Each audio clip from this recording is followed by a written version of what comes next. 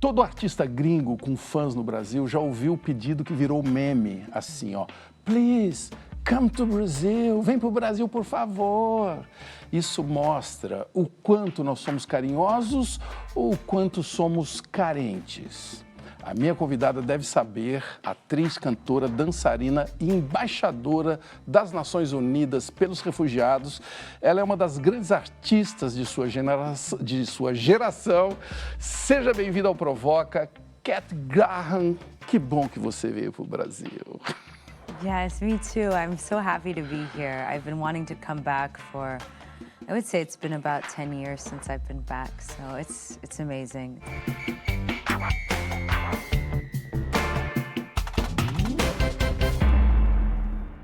Este aqui é o Provoca, no ar para todo o Brasil, pela TV Cultura e emissoras afiliadas e também pelas telas das plataformas digitais, no app Cultura Play ou em versão podcast no seu tocador preferido. E aí, Cat, nós brasileiros somos carinhosos ou somos carentes mesmo? I think people are both. I think we are all both. I think to really love something sometimes means you need it. You miss it. You must have it. You don't like to be away from it. We were talking before we started filming about Fellini and art and artistry. I need art. I need to sing. I love it. And there's this passion, you know, there's a very, very subtle line between needing something and loving it. There's a thin line between like codependency of art, codependency of love, codependency of people, and autonomy. So, you know, I straddle both lines myself, and I feel just as needy with my Brazilian fans. I need them just as much as they need me. This is my first passo quinha. Oh yeah. Oh yeah. Oh my gosh. Oh, it's so good. Você fala com milhões de fãs em vários países do mundo e aqui nós estamos numa bolha da TV pública brasileira. Como que você se apresenta para quem não te conhece? Quem é você e o que você faz?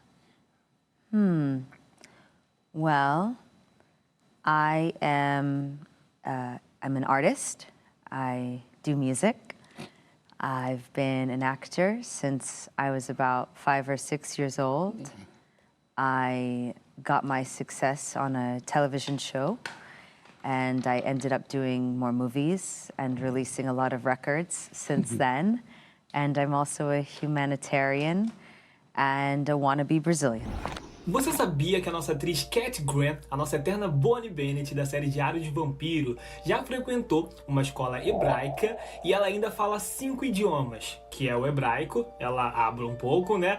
Inglês, espanhol, francês e, por fim, português, gente. Porém, seu português não é perfeito, mas a lenda é talentosa. Você se lembra da primeira vez que ouviu Please come to Brazil com essa intensidade?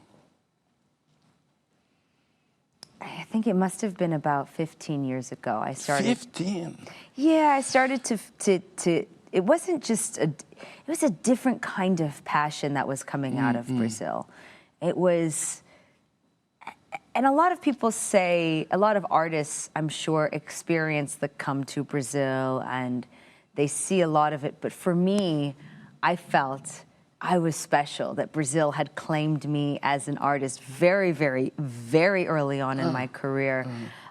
So I took it very personally, and I didn't assume that it was happening with a bunch of artists. And the consistency of fans, I've had fans that I've seen from this trip that I saw 10 years ago, 15 years ago, that are still my fans to this day. So I'm almost, in many ways, validated of the concept that those fans are real. They did mean it. They are that passionate. You know, I've had fans show me, they were the first fans that got tattoos, were the Brazilians, of like my signature or my name. Like, I remember being in Rio and it happened even this past week. So there's something really passionate about the Brazilian fans that I identify with because I'm that way.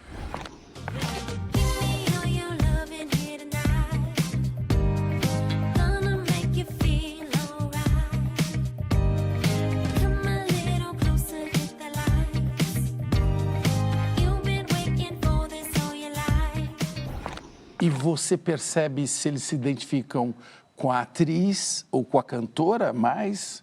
I think new fans identify with the actor.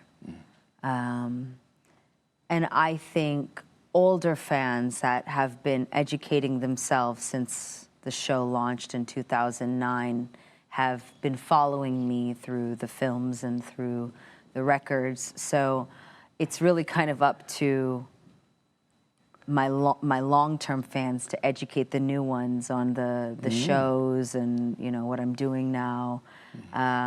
Listen, I'm happy with whatever I get. Any attention from my work is a blessing. Vamos falar desse seu trabalho mais recente, The Broken Hearts Club. Como que você escolheu o nome desse álbum? I had a pretty tough, I would say like a year and a half. And I was writing out the things that the losses taught me from, like, you know, the loss of, I wrote it while my mom was still alive at the time, but like even just, you know, her presence kind of drifting away and my brother being gone and kind of all of these things that I really mostly just use as an actor. I very rarely have put it into my music, especially in the pop space. Pop always felt like a very almost, I don't want to say false identity, but it always felt like the representative was the one, which was why I turned so much to it's called Toro Gato. Is an identity that I adopted in, I would say, 2021. But I started to really write from my soul and my gut, and I realized that even though publicly I am assuming I'm seen as this kind of flamboyant and silly person that does not take themselves that seriously, even though I'm known to be a drama actress in a lot of ways. I think the people that know me are like, you know, it's just Kat, you know? Even though I'm known for that, I still wanted to kind of showcase the merge of soul and art and do it in a pop way. And I realized that I'm a part of something called a Broken Hearts Club, where, you know, so many of us have had so many losses, and we have to go to work and show up, try and look for love again. You know, whether you're grieving the loss of a pet or a relationship, a friendship, you know, a job, you know, things that really break your heart that you have to kind of get up and keep going. I was like, I want to do a song for that because I was at the point where every day was like a struggle to keep going. My mama taught me how to walk alone. Daddy taught me how to let you go. My brother taught me what it means to know. No matter what, you're all you got in the end. Você se lembra a primeira vez que você sentiu isso? I would say the first time my heart was broken, I would say, was probably around 4 or 5 because my parents had gotten divorced and I didn't have a father. And then I think I've had a broken heart since then, but I used my acting and my music and art as a way to express myself. So I didn't really realize that I've been operating from the space of a completely broken heart. But then all the losses that started to kind of come into consistency, I realized it wasn't just operating me. It was fueling me, and I wanted to honor it. You know, in America, they have something called the shadow self, and I wanted to have a conversation with her. Você partiu meu coração, ai, mas meu amor não tem problema, não, não. Agora vai sobrar então o quê, ai, pedacinho pra cada esquema, só pedacinho. Tem gente que te mandou perguntas, vamos ouvir o que eles mandaram, tá bom? Yasmin Domingos, do que você mais gostou até agora no Brasil, além dos brigadeiros? I've now got a reputation, by the way, about this brigadeiro. It's, you know, there's something so grounded about Brazilians, and I think what I've loved the most is everything felt like an affirmation. Every encounter I've had with the people from Brazil, from the moms and the daughters and the husbands and the sisters and the families and the people I've worked with on this trip, it's all been an affirmation of like, yes, that's how they are here. That's how people are here. So my favorite thing, believe it or not, above brigadeiro, is the people. Like, this is how I want to live. This is the kind of attitude, sentiment, honesty, care, love that I want to have. This kind of grounded,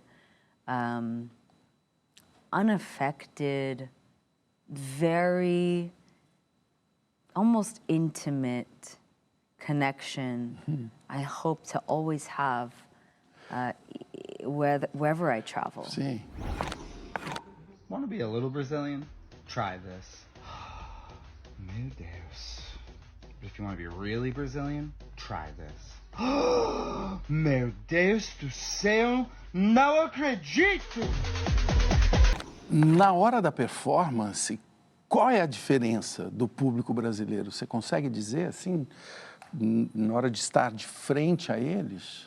When I'm performing with a Brazilian audience, it feels like they're with me. They are with me every single step of the way. You know, we're getting each other excited. If I'm sad, they're sad. If I'm happy, they're happy. And we're just, you know, building this energy, this communication. It feels like they're a part of every little thing. They're so grounded. They're so focused.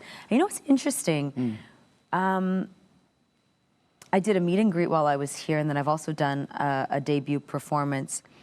And no one had their, like, phone, you know. They were just with me. Sim. And that's something that is very different. Isso é muito raro, né? They are very... It's very, very rare. And that's something I'm not going to forget, because you can feel when people are with you. Sim. Júlia Galvão, você ainda fala com o pessoal da série The Vampire Diaries? Sente falta? Oh, I don't miss them because I see them all the time. You know, they're kind of the people that I always felt are going to be in my life forever. I think that's why when the show wrapped, I was like, all right, guys, see you later. It never felt like a goodbye. We talk to each other all the time. I always want to make sure that the fans of the show feel like they can still connect to me or to all of us. So I try and see them as much as possible. But yeah, I talk to them a good chunk. Recentemente, você recebeu um convite de grande responsabilidade, fazer o papel de Diana Ross no filme sobre Michael Jackson.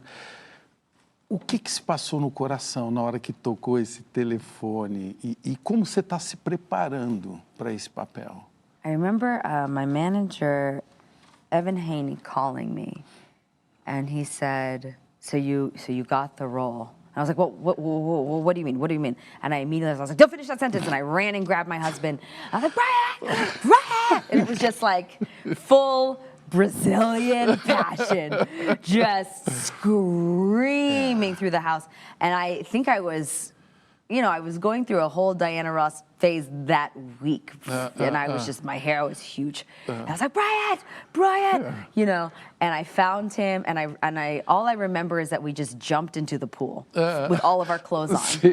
So, and we filmed it. That's all I remember. So that should explain just excitement, and I remember thanking God. I think I dropped to my knees and I said, "Thank you, God," because it's all from God for me. It's not. It's, you know, it's a blessing for sure.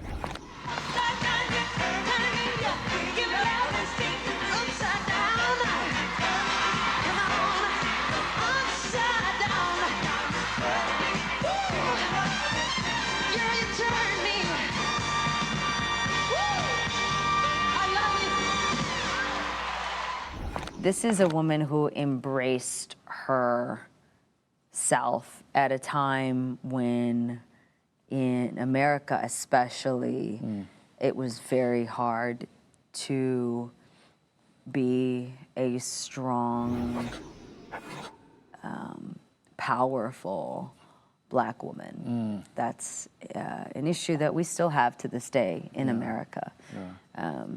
Obviously, with the politics, you can see that. So it's really, it was a gift. It was a gift, a responsibility, and, you know, just want to do her and all the other women of that era justice. Você vai falar com ela? Vai se preparar pedindo dicas? Como é que você vai fazer esse papel? Well, I've been studying Diana Ross. Like, if there was a school, I've gone to it. But that being said, I hope that at some point she'll share her sentiments privately with me, because I'm very protective over the women that I've played. Even when I played Jada Pinkett, and I spoke to her, I felt protective over that, because these women are still alive and they have a legacy that they've built, you know, with support and a team, but also from nothing. They've come from, you know, very humble beginnings. So my goal is to support their vision for their legacy. It's much bigger than me, I think. So just don't want to mess it up. I've got to show the world all that I want to be, all my abilities. There's so much more to me. Somehow I'll have to make them just understand. I got it well in hand. Oh, how I plan. I'm spreading love. There is no need to fear. And I just feel so good every time I hear. I'm coming, sing with me. Got to let me show. Olha aqui, no próximo bloco eu vou provocar Cat Graham sobre um assunto que está no repertório dela há anos, os excluídos. Até loguinho.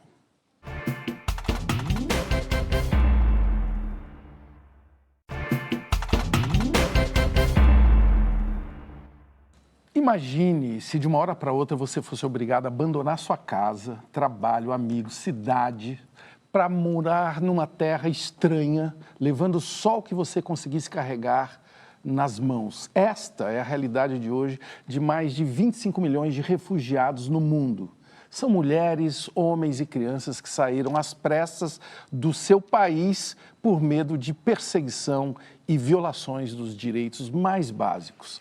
A minha convidada, a atriz e cantora Cat Graham, é embaixadora da ACNUR, a Agência da ONU para Refugiados. E aí, Cat, quando e como que você abraçou essa causa dos refugiados? I would say, I remember being 14 years old, and I remember seeing a picture of, I think it was like Angelina Jolie in Cambodia, something like that. And it was in like a People magazine, and I remember ripping it out, because all these, you know, a lot of my friends or kids that I was auditioning with, they just had like movie stars and, you know, artists and posters on their walls. But I remember this one thing, I just took it out, the magazine, and I was like, I want to work for this agency.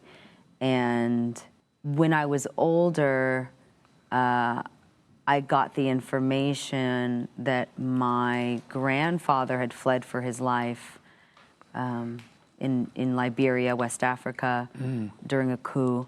And then my grandmother, I knew, had fled Europe during the Holocaust. I remember her telling me she was hiding under the stairs while Nazis were storming through her home, and she thought she was going to get sent off to the camps as a little girl. So I do remember hearing those stories because I grew up with my grandmother, but I didn't know that it was in both sides of my family. So I had always felt this like pull to this specific agency that was just always on the ground, protecting people that have been forced to flee. And the numbers, since I had become involved, I would say now 13 years ago, have grown to unimaginable numbers. I mean, we're talking about 120 million people have been forced to flee their homes. That is more than any other time in history. And every time you turn on the news, I mean, we're talking about over 1 million people in Lebanon right now. We're talking about 10.5 million in Sudan right now. We're talking about what's happening in Bangladesh, the Myanmar refugees. I mean, it's literally grown so exponentially. And these are not just numbers. These are people like you and me. I left my home in South Sudan because of war. Me and my auntie traveled for 3 days to reach safely in Uganda. This refugee camp is not a temporary solution, it's home. Schools have been built for the refugees and the host children, so we are all educated together. World Vision has set up life skills workshops, so refugees are becoming tailors, carpenters, and hairdressers. Of course, there are still things that we miss. I miss hunting, fishing, our home city. But being accepted as people here makes us feel more at home. I mean, I have friends that are Ukrainian that have had to flee for their lives. And it's so easy for a lot of people to kind of brush it off and say, well, it's not my country, I'm safe, I'm okay. For me, and I'm like, I don't want that to be me. I know what running for your life looks like, because I wouldn't be here if my grandparents didn't fight to survive and there weren't welcoming communities for them. I owe it to them and to my ancestors and to the people that I've met that I feel like I try and walk with and represent. I owe it to them to speak up. And it's also, it's unfathomable that this is not something that everyone is rallying around right now, is the protection of people that are not just fleeing for their lives, but, you know, when you flee, you are risking potentially never seeing your family again, risking, you know, never seeing your home again. You're risking your life, and a lot of the routes that a lot of people have to take are so unsafe, they don't even know if they're going to make it. Sabiendo y entendiendo que el presidente Donald Trump viene con medidas fuertes, ¿no?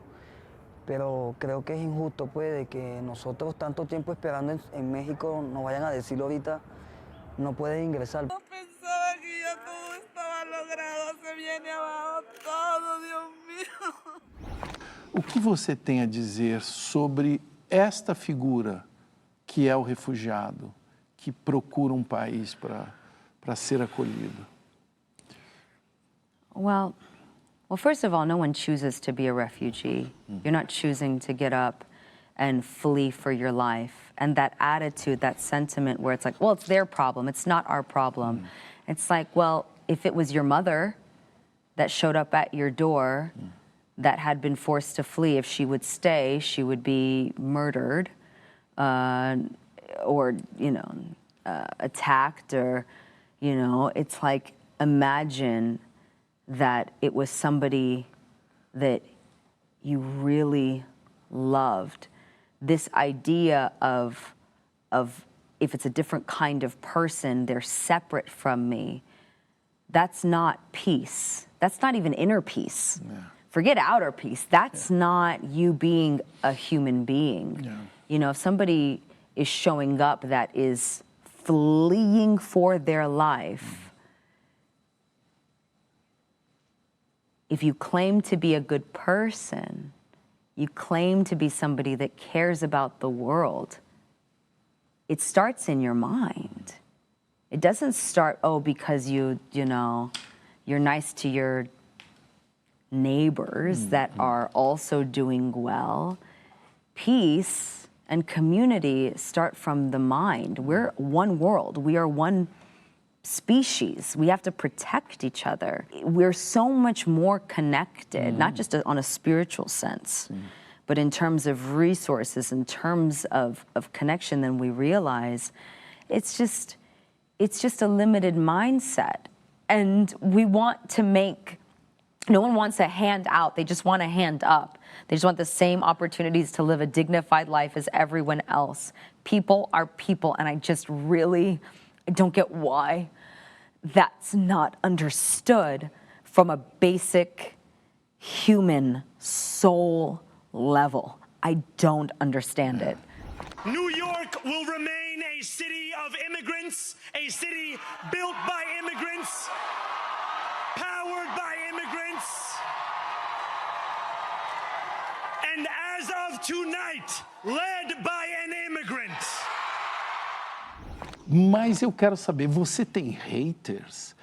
De vez em quando aparece alguém na rede social que te machuca, que você lê, que você fica, que te afeta? I'm sure. I'm sure. I've definitely had a lot of racism. I've had people that I've even worked with that, you know, don't work with anymore, that might feel the need to, I don't know, I feel that if you do things from the right place and that you're transparent, that people will get it.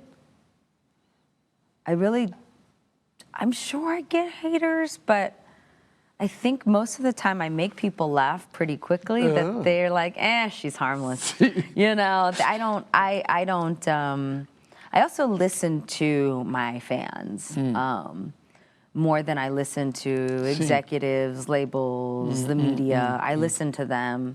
So we're usually on the same side about things. And if they're upset about something, they're usually making me aware of why I need to be also upset about it. I'm like, yeah, you're right. Yeah, okay, I'm standing with you. So I'm sure there are haters out there, but I don't, they'll get more attention. I mean, people get more attention from me with positive stuff. I'm about positivity, so if they want my attention, they just have to be positive. They won't get it if it's negative. I don't know why, I just don't. I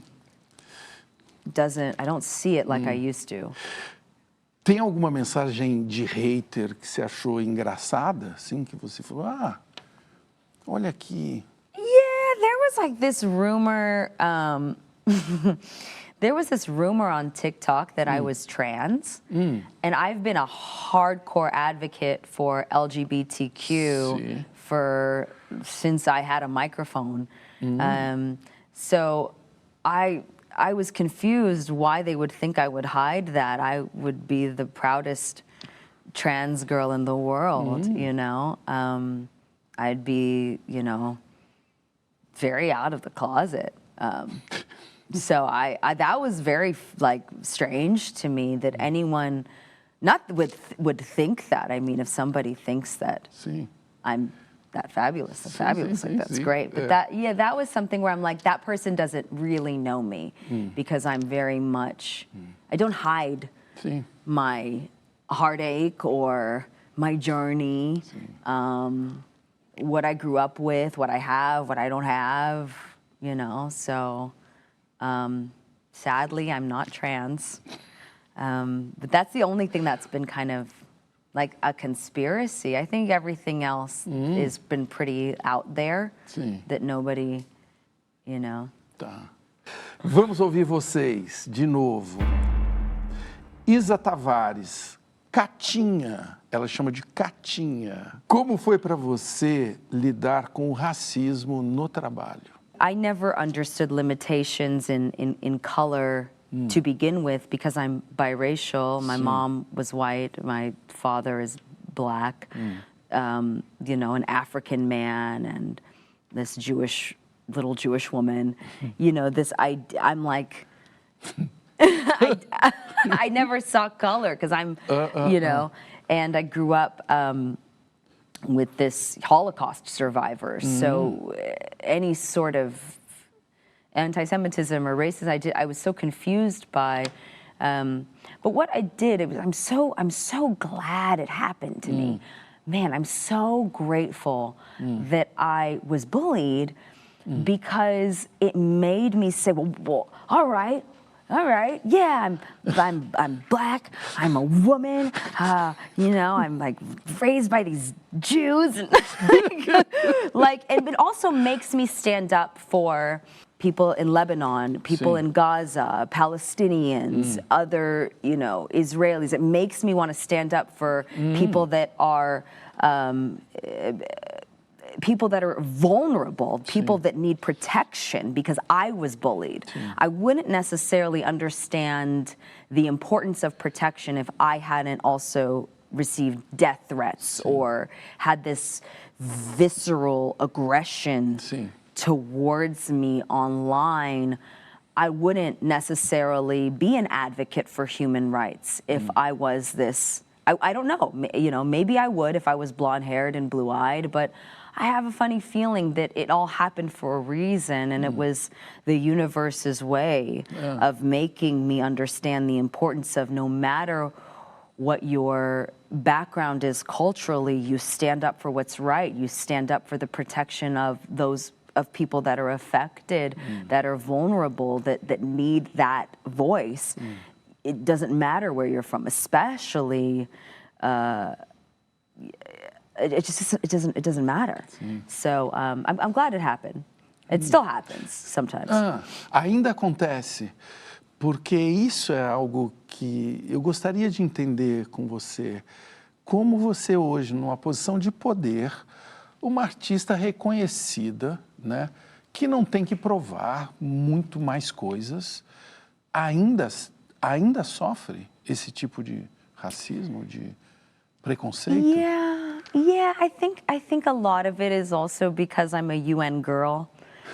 You know, so I think because I'm standing with the UN and a lot of the sentiments in regards to what's happening internationally, it makes me a easy target.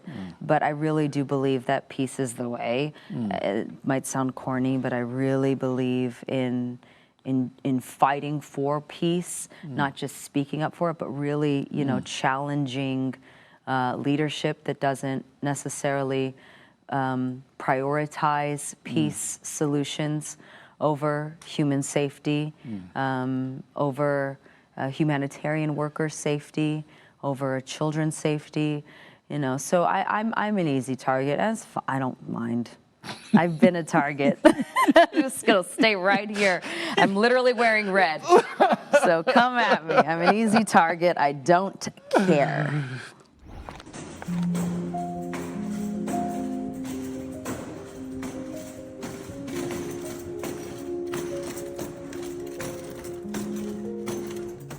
A revista Time te colocou lá como uma das 100 líderes, né, jovens líderes deste mundo e tal. O que você sentiu na hora, assim? Orgulho, medo, ficou se achando? Definitely, and I felt like, oh my gosh, I have so much more work to do now. You know, I had a latency in my reaction. Like I was like, oh, okay. And then I remember being on the treadmill at the gym, and it came out. And I was just like, I'm just going to go about my day. It's just going to be a regular day. And I saw that it was Filippo Grandi, who is the High Commissioner for the Refugee Agency. And he's one of my idols. And I ran out of the gym like Cinderella, crying, I have Filippo, run. And that's when it hit me. That's when it became really real. Time Magazine always represented the greatest leaders or the people at the top of their field. And for me, who I'm mostly known as an artist or as an actress, to be recognized as a humanitarian and as a leader and as an advocate was just so much more gratifying than I can even, you know, because you want to live this life leaving something behind, being known for something that creates a positive impact in the world. And even though I feel that I'm getting there with my art, and I'm trying to, especially post the show, trying to really take on roles that elevate, you know, vulnerable people or communities and really highlight that and empower Black women, I definitely, that was a pretty huge moment. So yeah, still I'm like, yeah, that happened. That happened. Just happened. See. Tonight I'm gonna throw my past away. Tonight I'm gonna live in my last day.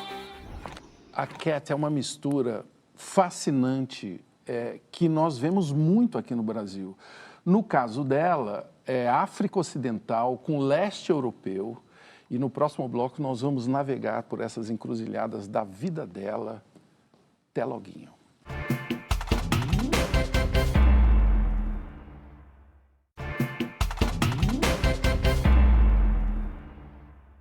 Um tema recorrente da história humana é a tarefa de se libertar da escravidão. O êxodo bíblico contra a libertação do povo judeu na escravidão no Egito, já a Libéria, país da África Ocidental, que tem liberdade no nome, foi colonizada por escravizados norte-americanos que acreditavam numa vida melhor no continente africano. Duas histórias distantes no tempo que se encontram na minha convidada, que é descendente de judeus e liberianos. Que mistura, hein, Cat? Target. Como que você descreve, né? É uma mistura, assim, improvável, e eu ainda não disse que você nasceu na Suíça, né? Que ainda é uma outra coisa. It's definitely been interesting. You know, it's interesting because I don't necessarily share all the philosophies of my family or communities, right? So it's interesting to have a cultural mix and still have to have an opinion that can sometimes go against what is expected of me. I always assume that peace is the thing that we should all be thinking about and just fighting for peace and ceasefires and release of hostages, and you know you think that that's a no-brainer, and anyone that tries to kind of justify war, for me, I just kind of start to, in one ear and out the other. There's no justifying.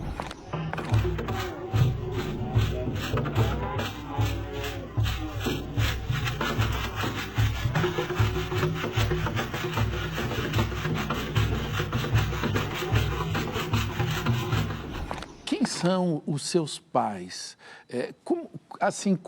Como que pessoas de origens tão diferentes se conheceram?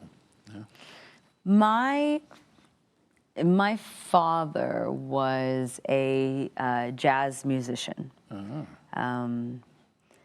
And he had a label here. He was working for a label, or one of the partners of a label called Spectrum Records, which was a big label in the 80s. Yeah. My mom had an artist that she wanted my father to sign. So she brought the artist to my father's studio, which was also connected to his house, and they fell in love.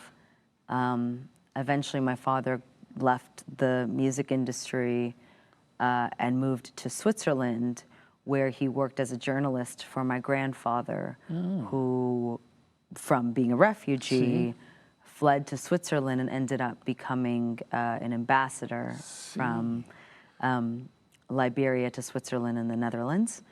And I popped out there because I think it was convenient. I'm like, hey, I'm here. You don't have to wait any longer. I'm here.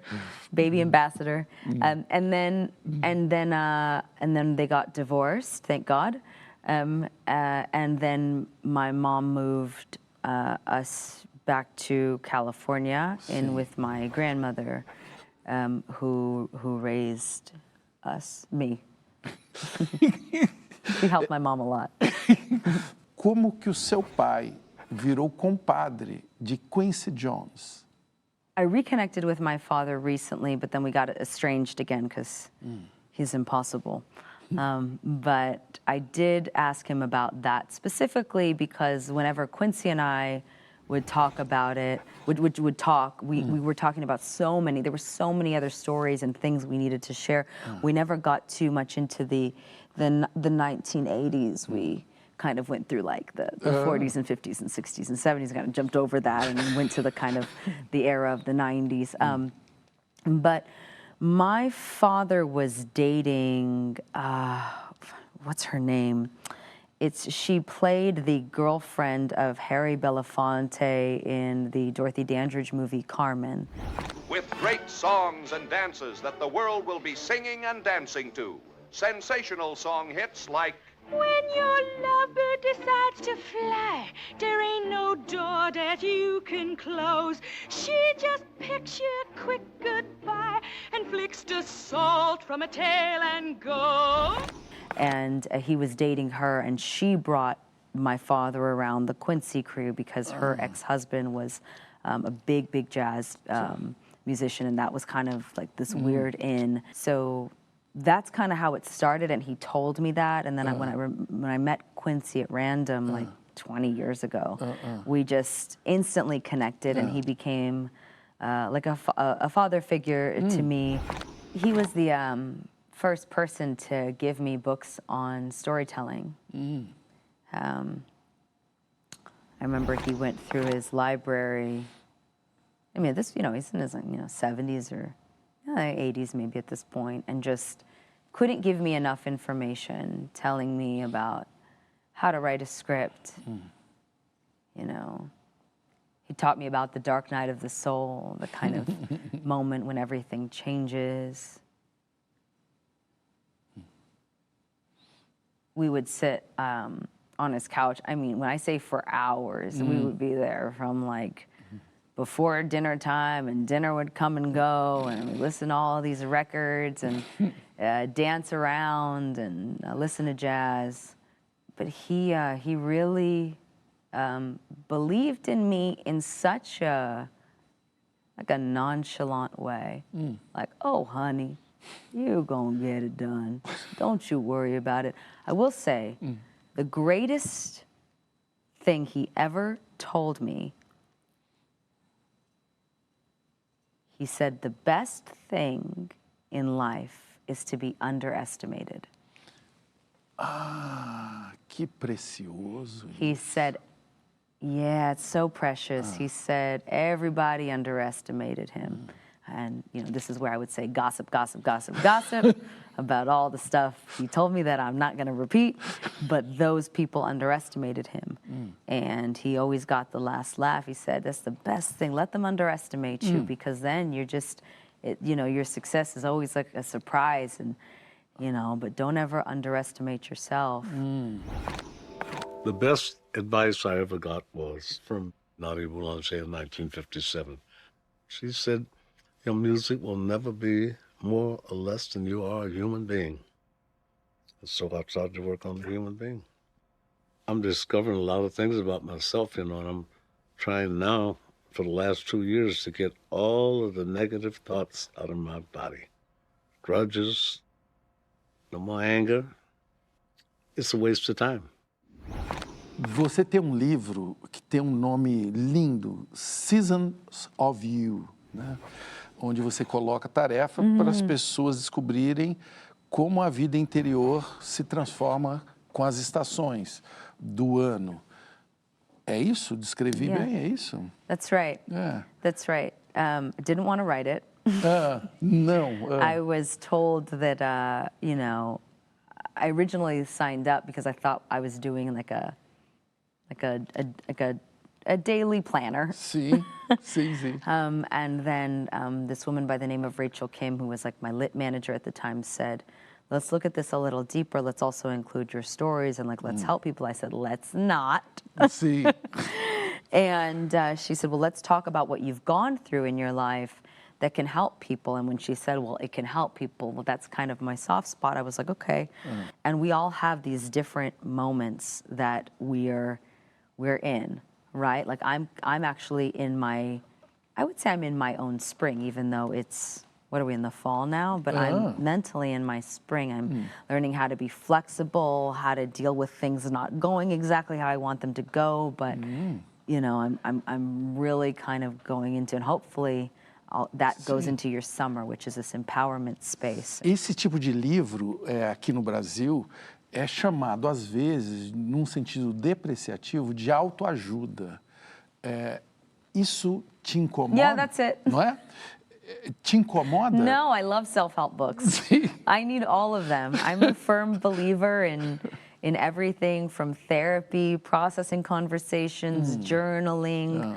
This idea that I'm this strong woman and I don't have any support and I don't have any help is just so inaccurate. I work on myself so much. I have to meditate every day for a reason. I have to have, you know, therapy for a reason. You know, you life is can be very hard.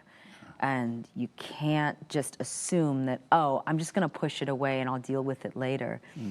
You know, you got to be honest with yourself.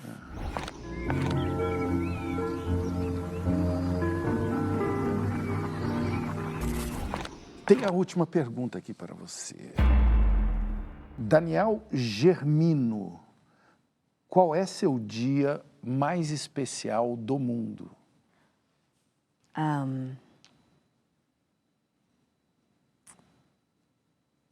The most special day I've ever lived in my life. I was touring with a big music group in 2007. This is long before anything. I was in Ethiopia. I decided to get in a cab and go to an orphanage. And this orphanage didn't have a roof. And children were staying there. There was about, I would say, about 100 kids there. And it was run by nuns. And they let me sit there while the children were eating and praying and singing because they're so happy. They had food. And they let me stay and wash the dishes. And I remember it like it was yesterday. And I sat there and I washed all of their dishes. And when I left, they sang a goodbye to me. I never found that place again. I never saw those children again. That, between the music that they sang and being of service, was the most special day of my life because that was when I stepped into who I was supposed to be in this life. And I've been chasing her every day. I'm trying to catch up to her every day of my life so that one day my art and my work will be one. But that was the day that defined, I think, who I want to be that was my most successful day of my life. Got in a lot of trouble that day as well when I got back. I got screamed at by security. They thought I'd been kidnapped. Mas vamos então falar do que mais te irrita. E não vale falar da injustiça. Eu quero uma coisa assim do dia a dia. Que às vezes te tira... Yeah, something stupid? Oh. I really don't like when my dogs poop in the house. Because, you know, I leave the back door open. They can come and go as they want. Yeah. And I think they do it intentionally to spite me because they're not getting enough attention. So if you're watching this, I know you're doing it on purpose, and I need you to stop pooping in the house. What else irritates me? I don't like when people drive too close to my bumper. You know, 3 cars ahead. Sim. You know. Yeah. Obviously, injustice should infuriate everyone, but I don't like a lot of fuss. You know, I don't like people like touching me too much. You know, makeup, blah, blah, blah, blah, blah. I'm like, let me concentrate. You know, just let me do my art. Let me do my art. I'm very that. So Sim. I don't like too much fuss. Sim. I think that's kind of it. I don't like when people are in the kitchen when I'm cooking. Yeah. No, they're not allowed. My godmother loves to come into the kitchen when I'm cooking and sprinkle little things and seasons in the pot. Isso não pode. It drives me crazy. No, she's banned for... We have a Thanksgiving in America, and I told her she's not allowed to come in the kitchen because she sprinkles the seasoning in the behind my back. Não pode. I catch her. No máximo uma sugestão, tudo bem, mas não pode. No. She gets aggressive. She's sprinkling things. She's adding things. You know. Vocês estão percebendo que ela está aproveitando para mandar recado para um monte de gente aqui, né? The animals. Yeah. Sim. Yeah. Você é religiosa? Qual o papel que a religião tem na sua vida? I'm not a religious person. I'm a spiritual person. I love Jesus. You know, I feel like I'm very much protected by angels, but I'm not, I wouldn't say I'm religious. I just, you know, I know what's up. Eu tô com uma mulher aqui que ela é vegana, ela faz yoga, que ó, ela medita, dorme cedo e trabalha com consciência corporal. Conclusão, essa mulher pra mim é maravilhosa, que ela vai morrer com 130 anos. Entendeu? Já um outro cara aqui, ó, ele tá comendo uma merda atrás da outra, ele fuma, ele bebe, ele transa sem camisinha, ele briga em porta de boate. Vai morrer daqui a meia hora. Vai me trazer um problema. Entendeu? Porque se você entrar nessa sala aqui do lado, de quem faz merda, tem uma fila ali, ó, que parece que vai ter show do Coldplay aqui em cima. Entendeu? É Champions League, é Super Bowl. Pra quem é do Rio, é uma Taça Guanabara. Como que você quer ser lembrada? I don't know. I want to be kind.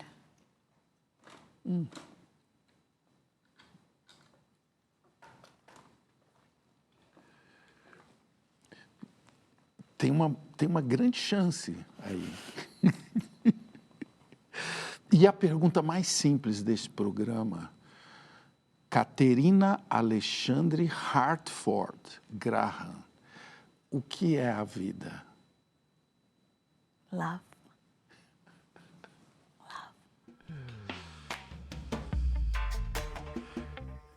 Love, love, love.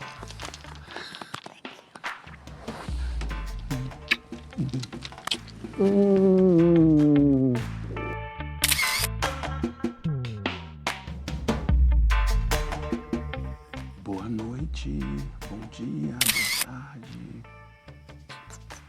Thank you.